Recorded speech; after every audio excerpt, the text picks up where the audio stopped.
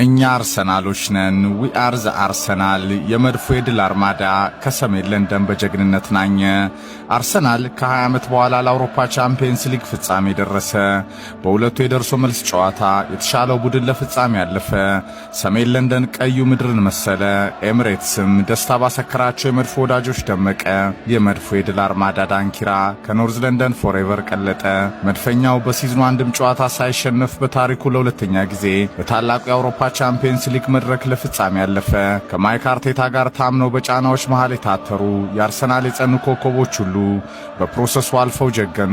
በወርቃማው ታሪካዊ ዓመት መድፉ የዘራውን ልፋቱን ሁሉ ሊያጭድ ከጫፍ ደረሰ። የቡካዮ ሳካ ብቸኛ የኤምሬትስ ጎል የመድፉን ትኬት ከቡዳፔስት ፋይናል ቆረጠች። መሮጥ፣ መውደቅ፣ መነሳት፣ በላቀ ትኩረት ሳይታክቱ መፋለም፣ የላቀ ጉልበት የማያባራ ፍላጎት፣ ጸንቶ መዋደቅን አብዝቶ በጠየቀው ጨዋታ አርሰናልና አትሌቲኮ ትናንትም በራሳቸው የጥንካሬ ቀለም በጀግንነት ተዋደቁ። አርቴታና ኤልቹሎ በቴክኒክ ኤሪያው ተቆነጠነጡ። ብረቱ ዮኬሬስም ከአትሌቲኮ ተከላካዮች ፊት ግራ ቀኝ እንደ ግላዲያተሮች በሜዳው በጀብደኝነት ተፋለመ።